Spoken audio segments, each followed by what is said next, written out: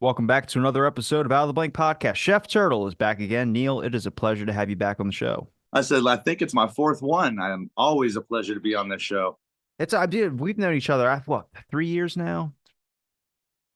Yeah, Yeah, three or around three four. years. Yeah, it's been. Coming up on the fourth one. We've had a lot of good chats, and I've always respected your opinion on the cannabis industry because I tend to have a little bit of more of a different perspective on it, just based on my own experience and it not being so good. But I respect the work that you have done and the growth of your brand as well too. I love watching it grow. I try and catch up on your videos as much as I possibly can, especially because it's nice to have a friend who's actually involved in the industry and knows what's going on. And I'm interested in your experience. But you just mentioned to me a little bit off air about you had a meeting that was going on. Can you tell me a little bit more about it? We were talking about Lobby Week, and that was back in the beginning of February. So me, alongside a bunch of volunteers, and then Arizona Normal, National Organization Reforming Marijuana Laws, met with a bunch of senators and representatives on upcoming bills to help discuss bullet points on either why we like the bill and we want to see it pass, why we're neutral on the bill because we want to see some amendments made before it goes through the House and the Senate, or why we don't like the bill and how it's going to affect the patients and the local community in a negative manner, and why we would like the bill to be stopped. Where the bill's standing at right now, can you maybe describe a little bit about where the bill's at right now and then also what adjustments you could think about? So some of them have already died. They haven't moved forward at all, and they're dead in water. There is, I want to say, the hemp bill made it through the House into the Senate, and I want to say it hasn't gone any further than that. It still has. Don't quote me on this because I haven't checked on it since in 2 weeks. But it still had three more meetings through the Senate before it was going up to the next step, and I don't think it's gone anywhere since then. And due to the election year, there's a lot of cannabis bills that are being pushed back. Come back next year and try it. We're not going to vote on it this year, kind of thing. Why do you think politicians haven't fully endorsed the whole cannabis thing? It seems like it would be great for their campaign if they just said that they would make marijuana legalized 100%. There's still a big stigma on it, and there's a lot of pushback from the federal government as well. So it's whoever's paying them or sponsoring them or whatever, they have to go with those kind of guidelines. So let's say we have a senator on the house on the board that's sponsored by big pharma companies. They're going to be always be against cannabis because it's going to hurt big pharma. I mean, how much of big pharma influence have you noticed is completely behind this whole thing? It seems like that would be the only incentive that they would have is if big pharma can profit. Personally, I've seen a decent amount, but it's more corporations that want the money for themselves and they don't want to see certain aspects go forward because it would open up the market for others, and they want to kind of monopolize it. Does that make it exclusively hard for you being a cannabis chef? Yeah, just being in the business in Arizona, it's extremely difficult due to our vertically integrated licensing. So there's only 180 licenses out there. So if you want to be a brand in Arizona, you're going to have to get your FA card, your facility agent card, to have the brand, and then you have to work under one of these license holders. Do you have to renew as well too, like every couple of years? The licenses, I don't know on that. Okay. I haven't got that deep for the renewal because I can't afford one. So I kind of just put that back. The FA cards and DA cards, they're good for 5 years, and then you renew those for your businesses. Have you found it easier for you being a cannabis chef the more that it's been talked about and marijuana's kind of gotten looked at through a different set of, I guess, rose-colored glasses? Or do you find like you have a lot of complications now becoming in your industry or in your field because of the fact that it is becoming a little bit more corporate than it was before? So I find it a little easier in the sense that more people are open to talking about cannabis, learning about the education aspect on infusions, the endocannabinoid system, how the terpene palette affects the way the strain is going to affect you, those kind of things. It has become a lot more open for talk and conversation and people that are wanting to educate themselves on it. Industry wise, it's depending on the state you live in and the legalities you deal with, it can be a little more difficult as a small business to grow. Whether it's like us, the vertically integrated licensing, or you go to Oklahoma and it was free reign on the licensing, and there's multiple ones. But because there was so many, not everybody can hold their store long enough to make a profit. Do you find that you have good reception when it comes to social media? Like, what's your best source of growth? Instagram has been my biggest source of growth for getting my messages out there and stuff like that. YouTube is starting to grow a lot bigger for me due to my motivational videos that I put on there, as well as my YouTube, my culinary recipes.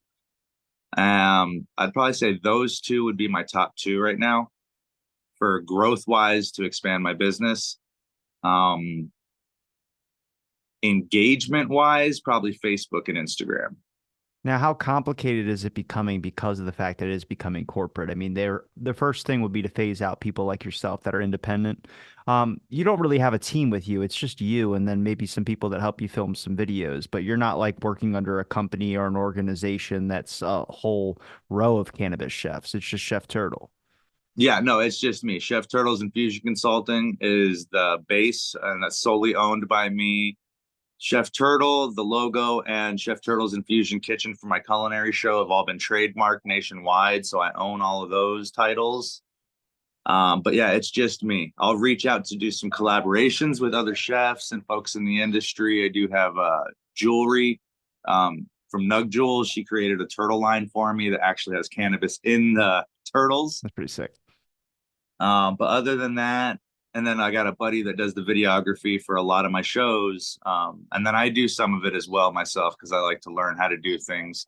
But yeah, it's just me running the company, doing all my social media, right now doing all my video editing and everything myself, and then the networking as well, along with the education and yada, yada, yada. Before we get into some of the research and some of the experiences that you've had as a cannabis chef when you create your products, but when it comes into the more complicated areas of growth, considering the factors on censorship, considering where the laws are going in the direction of more corporatization when it comes to cannabis usage, if we're going to be discussing cannabis usage. I mean, does it leave any room for independent growers like yourself, or just people that are looking to try and grow their brand from a, I guess, small roots, grassroots standpoint? It's starting to have that transition. We've had a lot of pushback with the local, what are they called? Social equity licensing and local business licensing and stuff, or small business licensing, pardon me. We had a bill that did not pass. It died in water this year, sadly, for the local business aspect to make it more accessible for people like myself to get a license, have their own facility and all that to grow, harvest, package, and sell out of a retail store. So it is coming. It's just a slow and steady process. In the beginning, it was pretty much impossible for someone like myself who doesn't have millions and millions of dollars in the bank that they can just piss away for licensing and building and zoning and all that. But I see in the next 5 years, the way it's been going and the bills that have been coming up over the past couple years, it's starting to get into the more local concept of, hey, we need these local businesses to be able to grow and thrive.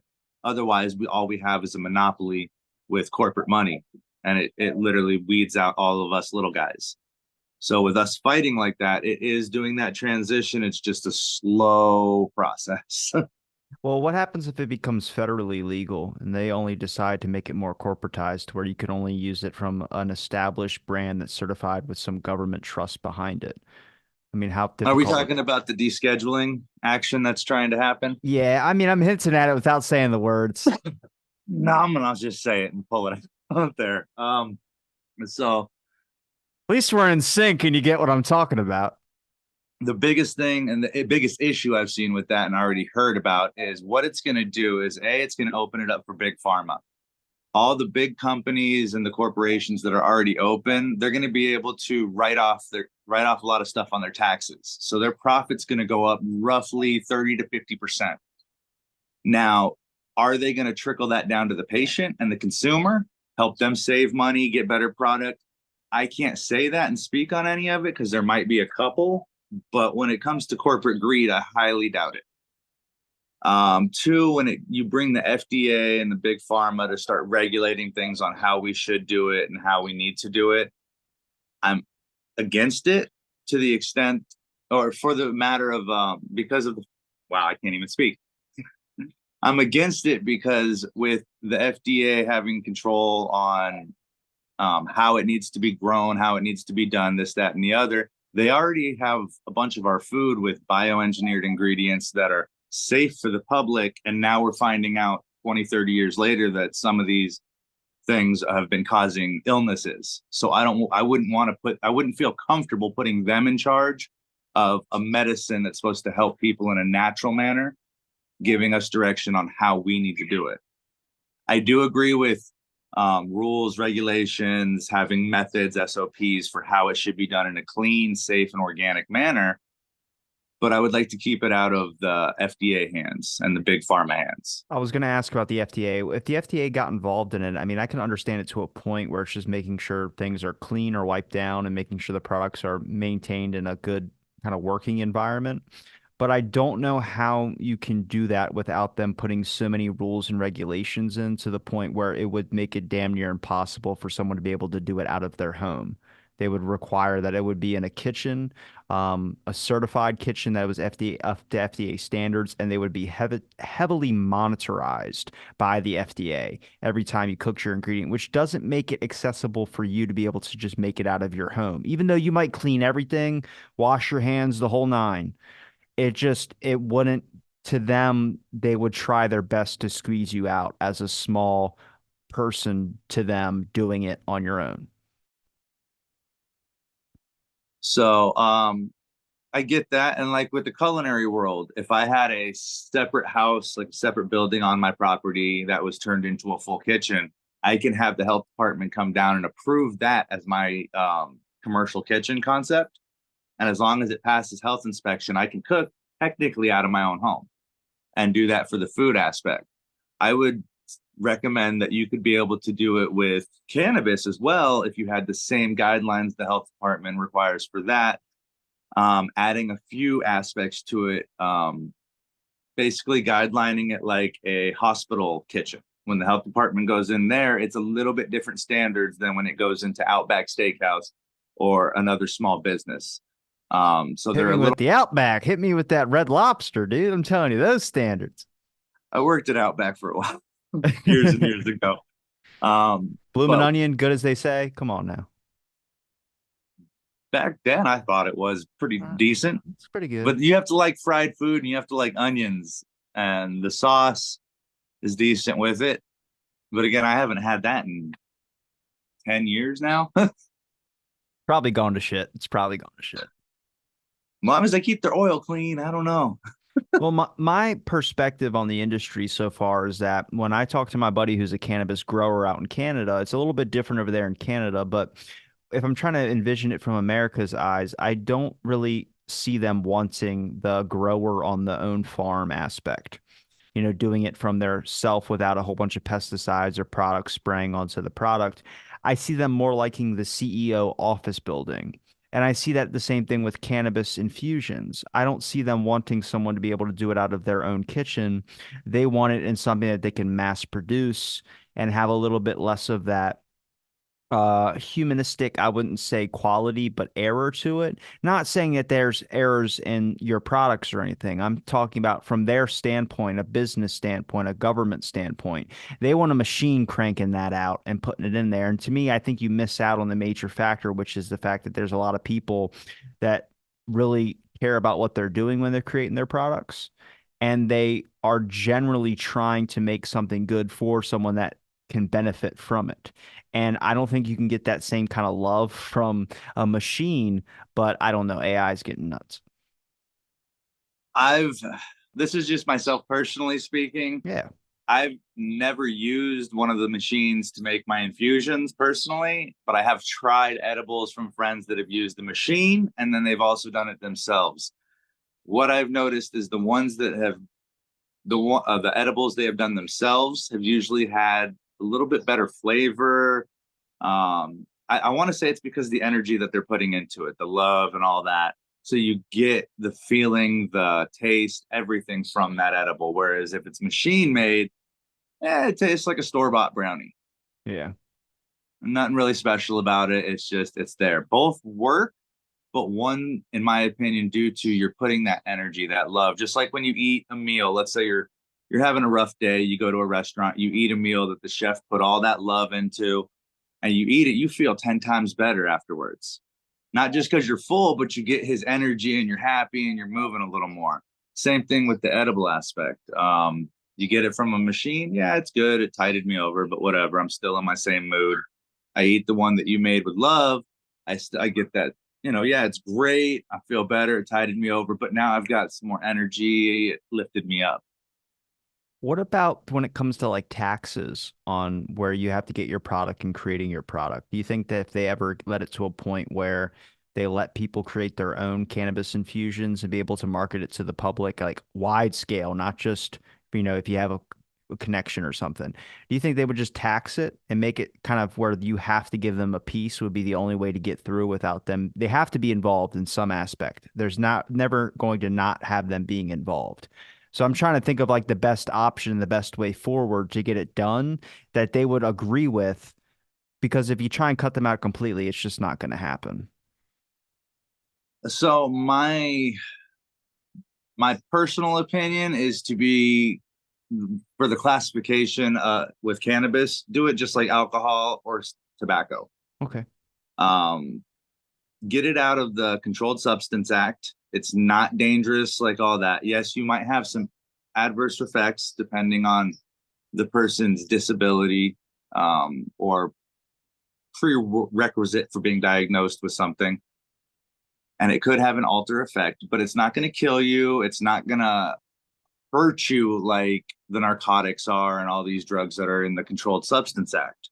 Alcohol's not in the Controlled Substance Act. Nicotine is not in the Controlled Substance Act. Therefore, why is cannabis? If both of those have killed people, but that's actually hasn't.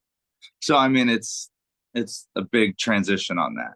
I think it should be put into those categories and then taxed like the alcohol, taxed like the cigarettes. 21 and up, you have to show ID. The testing on the other end, I would highly recommend every company has to go through the testing of the labs to make sure there's no metals, chemicals, or anything that's in the cannabis that they're serving to patients or their products or anything like that. So there would be other regulations added to it, but I really think it needs to be out of the Controlled Substance Act.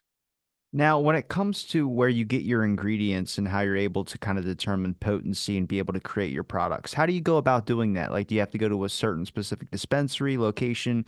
And how do you choose what goes in what and how much you get? Okay, so for me, because I don't really sell any products other than my classes, my books, and my merchandise, it's a little easier for me. Other companies, they would go either connect with the grower that's under the licensing that they're using, and they would get a lot of their products from there. Whether it's cannabis, they'll have an extraction lab in there, so they'll get their distillate, their concentrates from there. And then depending on the company, they might be doing all their own distillations and extractions in-house. So they're just buying the flower from that grow. And most of the time out here, they're going to be using the grow that's underneath the license holder.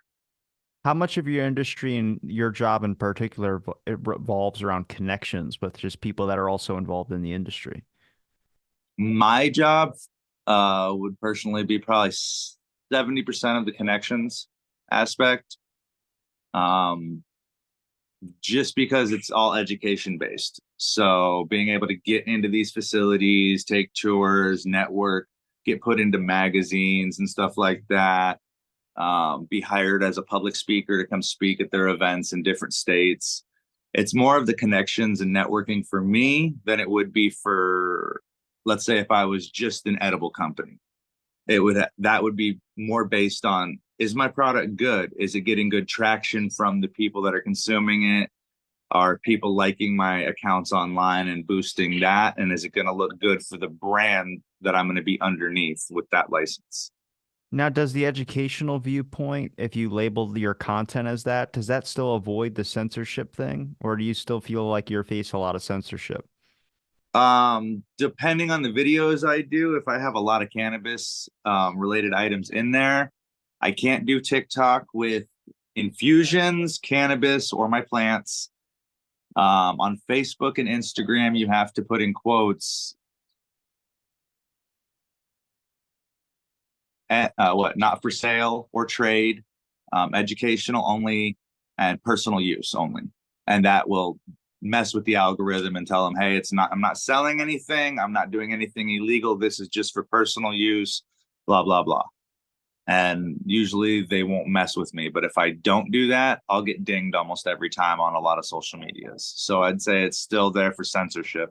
Do you think that's an algorithm problem, or do you think that's intended because they're trying to eliminate the possibility of more home-based growers or more home-based cannabis people?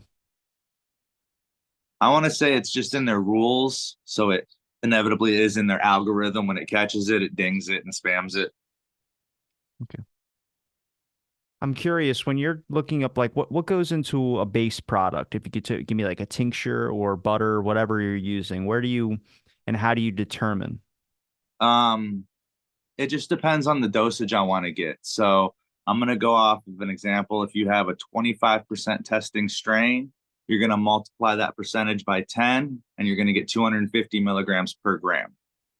So based off of that math, and then you do have a gauge loss depending on how many times you're cooking with it, whether it's 3 to 5%, 5 to 10%, 10 to 15, or 15 to 20, depending on the recipes and methods you're using. You're going to figure out what you want as your final dose, and that's going to dictate how much you're going to put into your infusion. And then with that gauge loss, that's going to dictate how much extra you're going to put in at the beginning so you can offset it to get your final dosage. How much of it is science-based compared to just hoping it works out? Like there's a lot of those percentages. It seems like it could be difficult to just accidentally mess up on one little number. Next thing you know, you got something that could really dose you. Yeah, well, you can mess up very simply. Back when I worked at the first company I worked at in the industry before I started this, me and one of my head chef wrote up a guideline for our infusions, so that way we could easily teach our new hires how to do it. And as long as you follow the guideline, you are on point every time. Now, yes, numbers do get mixed up. We always triple checked everybody's work. I had my work triple checked as well. I'm not above anybody. I want to make sure I'm right because I'm going to miss stuff too. But yeah, if you go off just a point or a number, you can definitely have a lot higher or lower of the infusion than you're expecting. As long as you have your test results and you're going based off those numbers that are from the lab, and doing the mathematical equations and double checking your work, you're usually pretty on point. I've taken a lot of my stuff to labs after doing my infusions in the beginning and got it tested to make sure that my methods were correct with my gauge loss, my dosing, and all that. Um, so that's what I would recommend. Make sure that the results you're getting have been fully lab tested and then use the mathematical equations to get your dosages. Now, have you ran any experiments, something you had to take to a lab to just test it on repeat to see if you could get the proper dosages every single time? I did my sugars just because I did those a little bit more just because it's not a fat based concept of infusion. It's more of, I call it a suction cup concept because the cannabinoids, once the Everclear has dissipated, they're sticky. So they're going to stick into those little nodges in the salt, the sugar, the seasonings that you're infusing. And that's how you're going to get that aspect infused. Whereas with the butter, it's just homogenizing. The cannabinoids are homogenizing with fat molecules, and depending on the lipid ratio of the fat, that's how much cannabis you're going to end up absorbing. How much cannabinoids you're going to end up absorbing into that product. So you can have a bunch of concentrate going into the same amount of butter, but it may not fully absorb due to the lipid content not being right. You might have to explain that in more layman's term? Because I don't So think the I'm thicker the understanding it. fat molecule, the more it can absorb. Okay, well, how do you do? How, well, I mean, how do you control the fat molecule though? You just pick which fats you want to use. So if you're using butter, like me personally, I won't skim out all the milk fats. I'll leave them in because those are heavier. But I will whip it up when I'm done, just to make sure everything's reincorporated. Because my butter fats are going to get 20% absorption. My milk fats are going to do 80% of the absorption in that ratio that they're in. Now, if I took out all the milk fats, yes, the butter fats are going to do 100% of the absorption, but the lipid level is going to be a little bit lighter, so it won't be able to absorb as much. I mean, how much are you spending on a product compared to how much you're getting out of the product? So if I go to the dispo and get a good deal on some just an ounce of flour, let's say $50 for an ounce of flour, even if it's testing at a 15%, that's still 150 milligrams per gram. Multiply that by 28, you've got a decent amount of cannabinoids to work with to make your own edibles at home. And then adding on maybe another $50 for food products and stuff to make your edibles. And that's kind of going high because we don't use that much to make different things. You can stretch out that $100 for 3 months Okay. instead of spending all that money at the dispensary that has these products have shelf stabilizers and different processed food in them, depending on where you're going to keep it safe and on the shelf a lot longer. Not necessarily fully healthy for you. And this way you can do it fresh consistently for that 3 months off $100 instead of buying stuff with extra additives in it. Now, how long does it take for you to, I guess, hammer out a recipe? Like, where do you come up with your idea of what you want to create compared to how long it takes testing wise till you're actually able to write down a recipe and be able to decipher who it's for?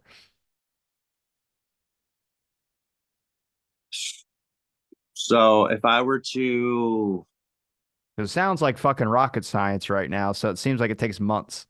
it doesn't take as long as you'd think. It all depends on the person, whatever kind of a thing that they want. Like for me, I do it for my show. So I want across the board of any kind of food product we can think of, meats, sweets, treats, and drinks. I just did an infused smoked pulled pork the other day on my show. I'm going to be doing an infused Cornish game hen What the as fuck, well. dude? I'm talking I about lollipops, gummy bears, and you're like Cornish game hen. I can't believe that shit. That's nuts to me. I'm sorry. I've done a brisket, a turkey, a I know. ribeye. I think people are really limited in the scope view of what you can actually get cannabis edible wise. And I think they just think it strictly sticks to like obviously candies, gummies, and all that. But when we talk about infusions, that's like actual foods. It's not like, oh, you have to, like, if someone says, I live off cannabis edibles or I live off cannabis foods, everyone's thinking you're eating a bag of gummy bears in your car like a fucking psychopath. But you're really like, no, like they're making, you can make soup. You can literally make anything. I mean, desserts just seem to be the most appealing when it comes to videos that people come across online. It's the easiest to do and it's the most consistent for quality control and it's got the best shelf life. It's harder to serve ready to eat foods out of a store and tell people you can't eat them here though. You have to go home and eat it and consume it. It's Take for your home shepherd's consumption. pie to go. Take it to go. So when you're going for mass production, you're looking at something that's shelf stable, that'll sit there for a while and not go bad, and that will get a lot of people to buy. Cookies, brownies, cake pops, suckers, gummy bears, all that kind of stuff. Those sell whether they're just basic candy or edible. So that's why they know how to turn and burn with that. I'd like to see more people doing home infusions with actual food and then growing their own food. I've got tomatoes and stuff growing behind me. Now, is there a market for that though? I seem like it just seems like the whole industry is more focused when it comes to food products. It's all about candies, gummies, something that you can eat on the go. There is a huge market for infused catering, Okay. things like that, specialty orders. One of my best friends, Ruby Red Confection, she does a Yeah. lot of, Dorothy, she's been on here. yeah. And she's actually, what is she? She's doing she'll be working at Soulflower or right next to Soulflower doing some CBD aspects out of there as well That's awesome. and getting her treats out of that facility. But yeah, there's a big demand for infused catering, delivery aspects of things like that, and then personalized or specialty items. Okay. So can you, I mean, would it ever be like a delivery process, like where you can deliver, like not like a pizza, but you're able to actually deliver if people don't want to cater, just in case people are interested in trying a product or wanting to order. Like if someone wanted to order Uber Eats but wanted it to be infused foods, you ever think it would get to a point like that? Like you mentioned 5 years, you're going to see a lot of changes, but Um, I don't know about like the Uber Eats and all that. okay. I'm hoping it'll get to that level. But right now there are certain places that you can get delivery from the dispensary to your home. You just have to, the weird thing is you have to pay online. And with the whole credit card stuff, most places you can't use a credit card inside the dispensary. You have to use cash. Because Well, that's it's because it's not federally, yeah, it's not federally legal yet. so it's a weird way on how they're trying to do it right now. They used to have it where you order it, they get to the door, you pay them cash, you get your order, da da da da da. And then that went away for a while. They still do have deliveries that do that out here. It's just specific areas that do it. Like when you're creating a recipe and you got to kind of do it a couple of times to try and see if you can get good at it, if there's something that you want to explore. I mean, for yourself, what have you created that you've been able to kind of fine tune to where you would say you would put that at the top of your menu as a specialty? On probably my pulled pork that I just did because I've been doing pulled pork over and over again for years in the barbecue industry, and I've been thinking about how to do a even dosed aspect for it to be able to infuse the meats, sit it in a tray so I can serve it to people, and every portion everywhere that I can pull out that's the exact same weight would be the exact same dose. I'd say that'd be one of the things I'd put right on top would be my smoked infused pulled pork. What's one that you just haven't tried because you don't feel comfortable with?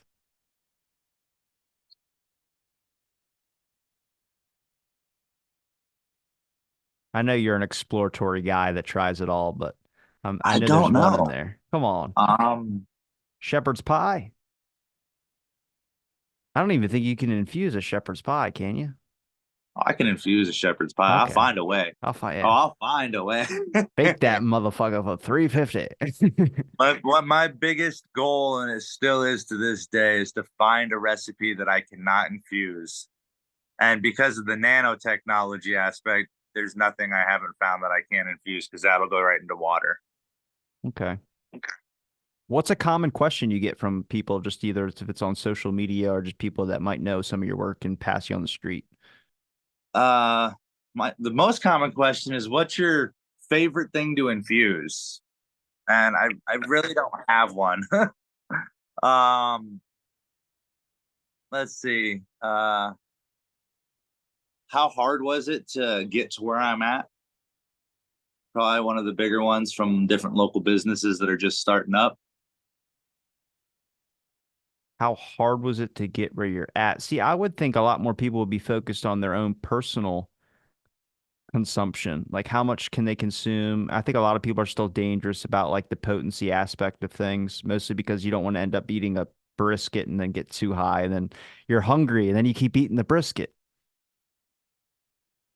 That's why if I ever like, I have done a couple caterings for friends as a little thank you gift for all the hard work that they did. But when I do those, I always have two plates of everything. One is infused, one is kid friendly. Good man, good Like, man. try this and enjoy more of this. Well, I mean, how do you portion it though? Like, is there serving sizes that'll tell you how It's high all you're going to by get? weights and measurements. Okay. So I will take my total weight of my finished product and I will divide that by my total milligram and get my portions out from there. So if I've got whatever the total milligram is, say 400, and I'm doing four portions, each portion is going to be 100 milligrams, as long as they're evenly weighed on all four portions. Okay. All Now, right. if it's offset, then yeah, you're going to have some weird offset ways of, oh, this is 150, this is 75. But as long as your weights and measurements are all correct on all your portions, you can figure out how much each portion is going to be. Now we've talked about infusions, but what are you specifically infusing it with? Is it all strictly THC? Or are you able to work with CBD in a way to be able to get it to come out as the same product as maybe as good as your infusions with THC would be?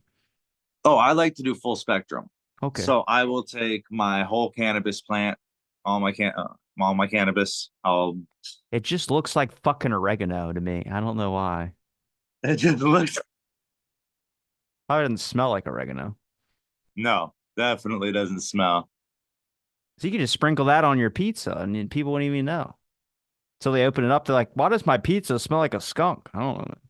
You could decarboxylate it, sprinkle it on just like oregano, and then consume it and get high. I'll stick to the But red pepper.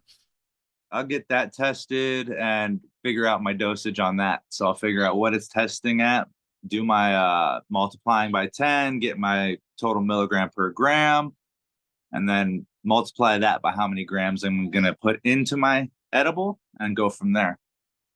Now, they already market cannabis products, technically, or CBD products to the public in a pretty open way. Do you think those are actual, like, real getting effects of the CBD, or do you think they just have it on the can and it's kind of like a might have a small percentage in it, but it's nothing that's actually going to see any benefit from? Depending on where you're going, if you go to a CBD store, a lot of them make sure that everything's tested and they kind of follow the cannabis rules out here, where even though they don't technically have to yet, they still do. So they have test results to show every patient, hey, this salve has this much CBD in it, or this much CBG or CBN or CBC. When you're doing the broad spectrums with your hemp tinctures and stuff, a lot of those companies will have a little QR code on the bottle. You can scan it to see the actual test results of that product. So you know that there's actually something in it. And those are the products I would go to consume. But do you trust any corporate beverages that you would find at a store that have say that they have CBD or anything in them? If it's not from a reputable brand and it doesn't have the test results, I probably wouldn't buy it. I've seen in my day, in my short time in the industry so far, I've seen a lot of people try to scam others by claiming it's one thing, but it's actually another. Snake oil salesman, what we call them. Like they're like lawyers. They're a little bit greasy. I'd have to ask, when it comes to being able to take something, if you were going to still be able to perform, like if you had a job duty, like something blue collar wise, like for construction or something like that. I know they don't like it when people are under the influence when they do some of that stuff, but CBD is a little bit different, especially if you're talking about someone that's experiencing back pain, which I think a large amount, like 70% of people that work on a construction uh job have back pain, and usually it's pretty severe. So I'm wondering, instead of taking pain pills, if they were going to try a type of product or infusion, what would be something that would be good that would still have them maintaining and not being under the influence, but also relieve their pain? So I would recommend, and I've been wanting to do workshops with different actual police stations and stuff with their folks as well about this. CBD tinctures, using a CBD isolate to make the tincture, running full workshops about how to do it as well at home, how to properly dose it and all that. But if they were allowed to use just a straight CBD tincture, it's great for anti-inflammation, mild pain relief.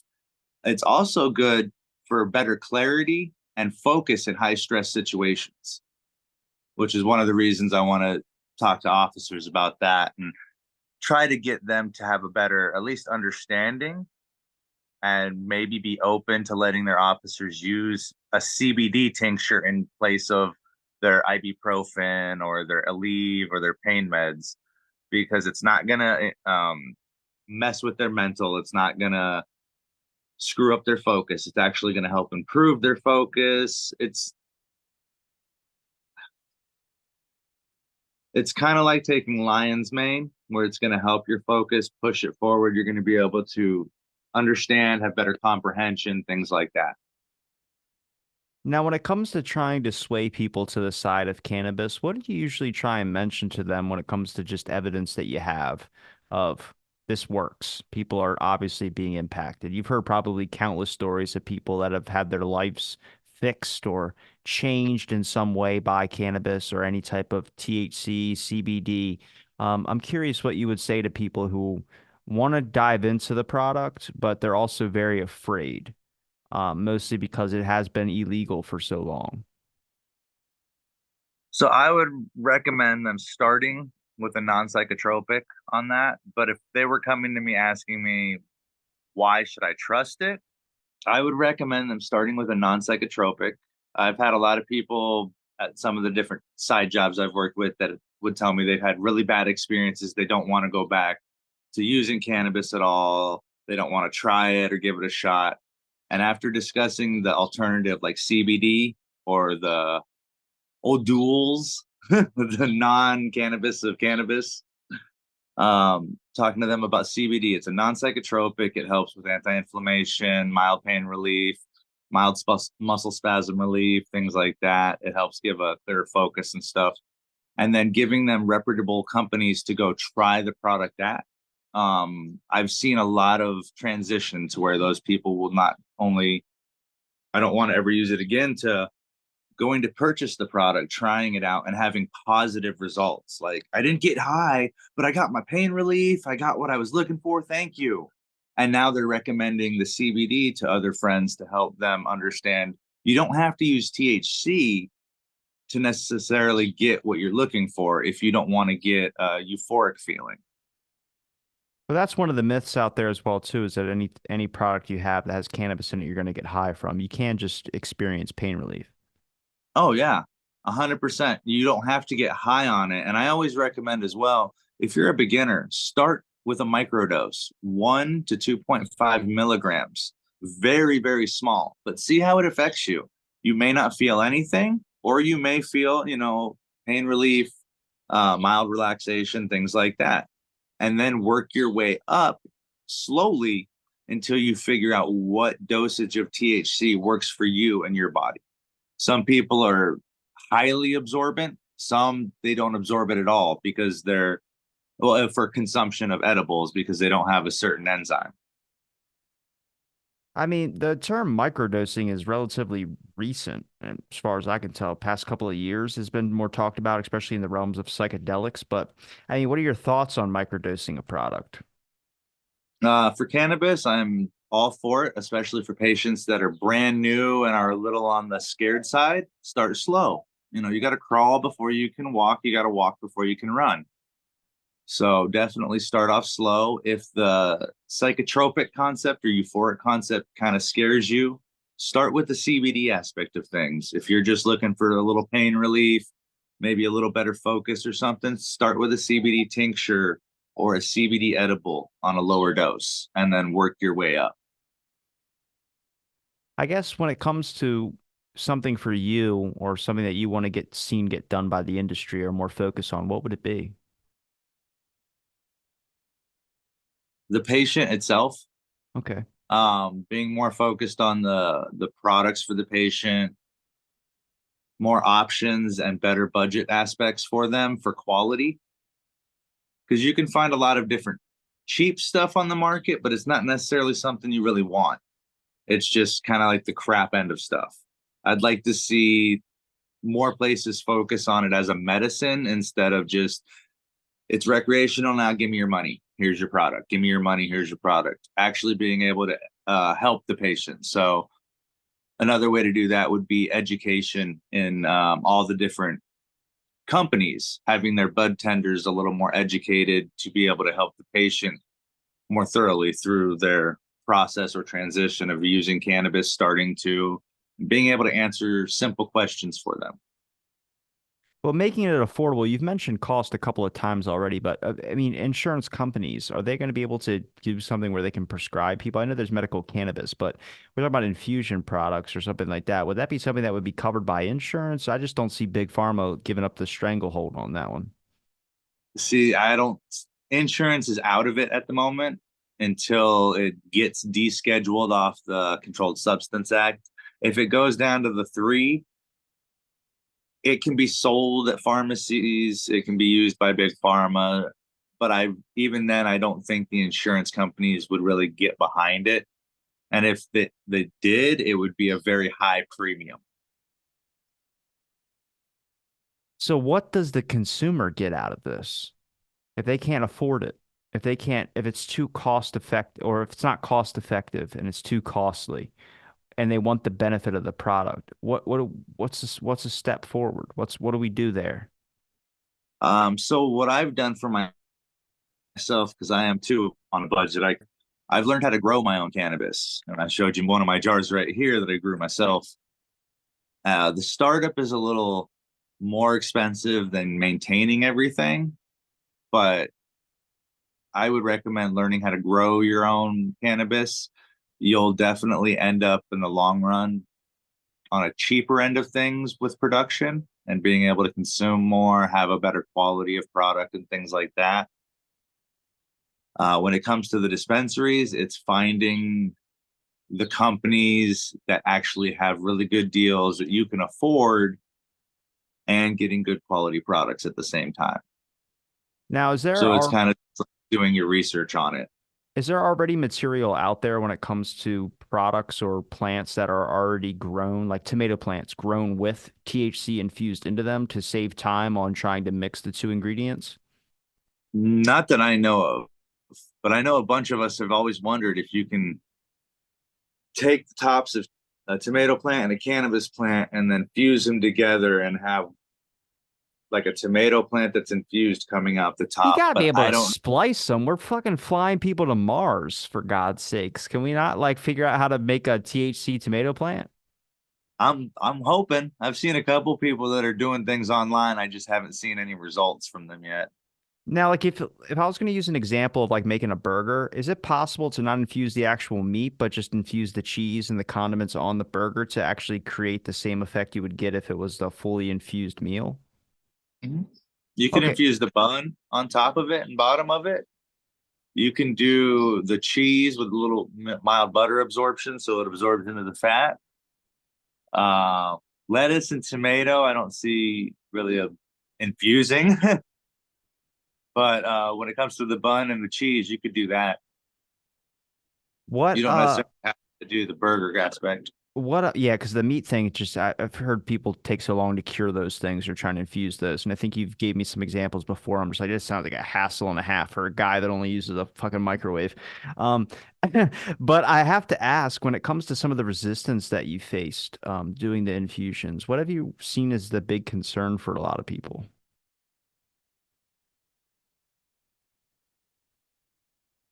The going overboard when they're brand new, they're not really educated about it. So let's say somebody has a high absorption, they go out and get a 50 milligram brownie from an event and they've never really had much of them.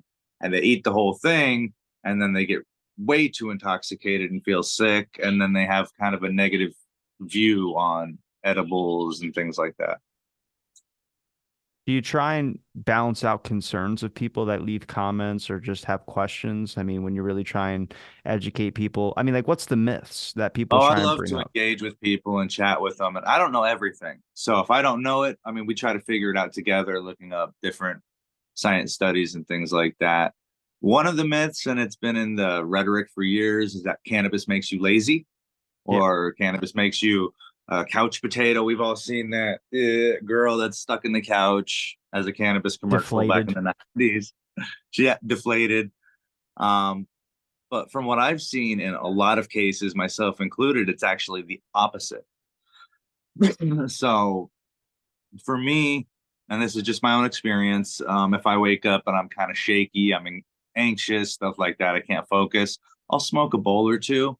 I get focused and I start going down my list and getting everything done. And I'm able to be a lot more productive that day than I would have been if I would have stayed it with that anxious state the whole day. Do you find that people just need to try the product or just try it for see their reaction to it? And if it's not for them, it's not for them.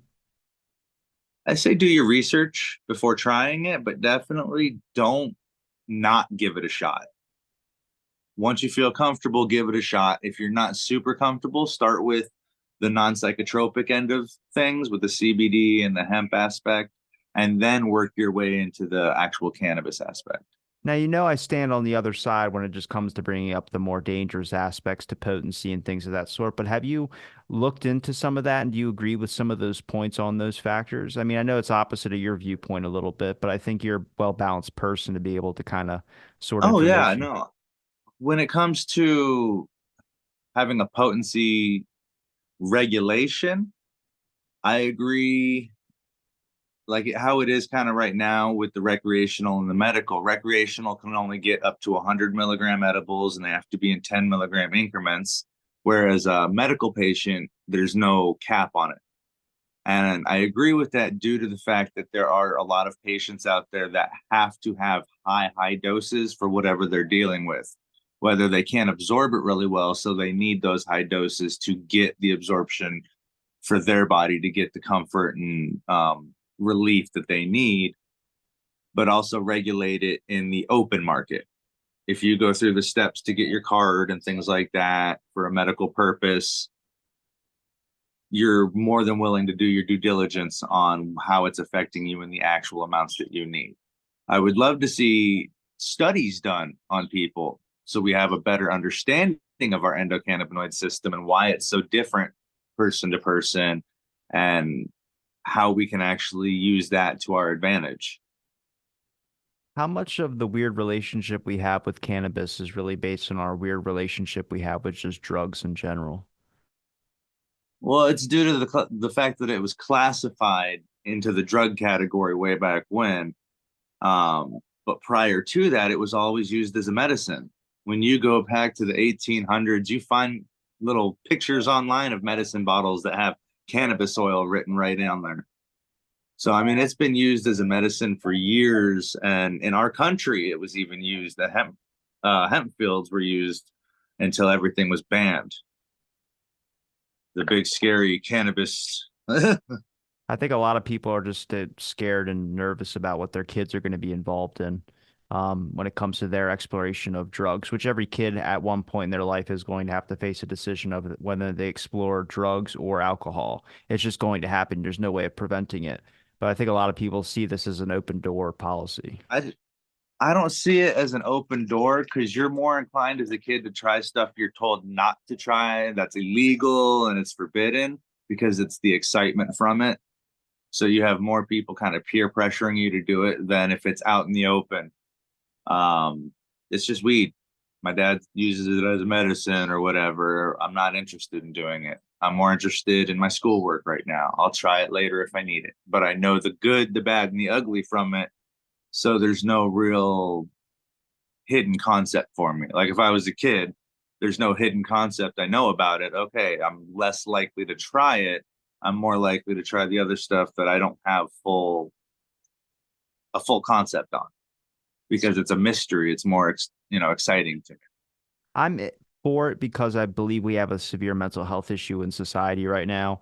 And I think any option that could alleviate someone's pain, especially emotionally or mentally, I think that marijuana is a prime candidate for that over a lot of the prescriptive drugs. But I also believe it needs to be monitored. Like I don't, I'm not very pro. I'm not pro kid at all. I don't believe give it to your children or any of that. But case to case, as long as it's monitored by a doctor and the parent and things like that, and it's regulated in a proper manner, I think it has a lot of good potential instead of using these pharmaceuticals on these kids, like Adderall and all these other different drugs that they're putting into these kids' systems. I was ADHD diagnosed when I was younger as ADHD and had all these drugs put down my throat. And cannabis is the only thing I use now. I can't say only thing. I started trying out lion's mane capsules daily. It's a mushroom. It's not psychotropic mushroom, just a health beneficial mushroom. Good for cognitive brain thinking and focus, clarity, along with energy boosting. Do you find like besides your back pain, what else like when it comes to the usage of cannabis has been able to alleviate for you? Like, do you find with like anxiety or anything like that? Fun story with me is I I've had social anxiety for many, many years, and cannabis has actually helped me deal with my social anxiety and work through things, along with the steps I've also taken by putting myself into different positions and pushing myself through them, going to events in the beginning and marketing myself, forcing myself to go up to every table and talk to somebody one on one. And that transitioned to public speaking and things like that. So some people would look, you have social anxiety, you have no idea how hard I've worked to get to this level of not being able to have it control my life.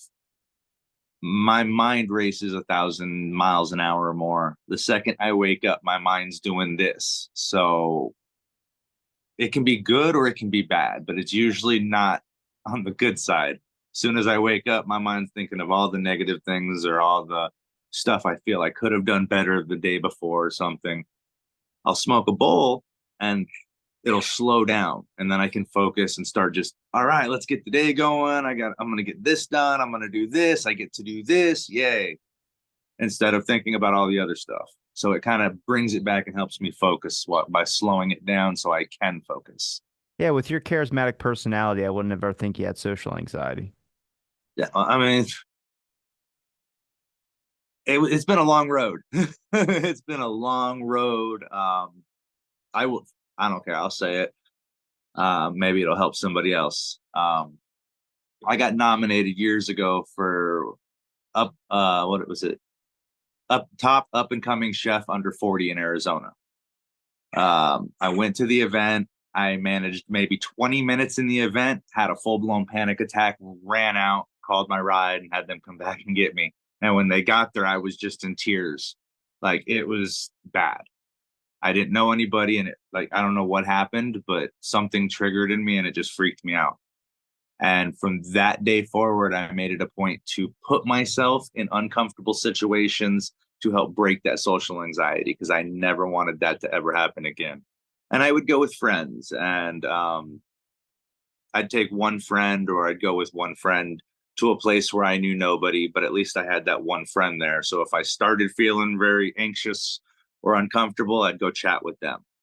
And over time, I was able to stay longer and longer at different events and then have that transition of this isn't going to control my life. I'm going to be able to move forward and be anywhere. And with cannabis, it helps slow down those thoughts, slow the mind down so I could focus on what we're doing, where I'm at, and that kind of thing. I'm not overthinking everything at that moment. Well, I appreciate it as far as you've came with all this as well too, and keeping on, pushing forward with it too. You built up your brand very nicely. I mean, I've watched it grown over the years, and I've been a supporter since the beginning when I first had you on. Um, Yep. That was before I had merch, before my book, before any of that. you were sitting with a do rag in your kitchen, and now you're outdoors with some plants. Yep, I've got my first garden over there. I've got another one I'm building on the back corner out there. No, I really do appreciate all the conversations I've had with you, Neil, and I wanted to have you back on here again because I trust your opinion on the cannabis industry, and I trust your experience on it, and you talk about it in a very rational sense that I think a lot of people can benefit from. But is there a place where people can find any of your links? ChefTurtle420.com. That'll have everything about me. It'll be my website on Google. It'll have my merchandise as well.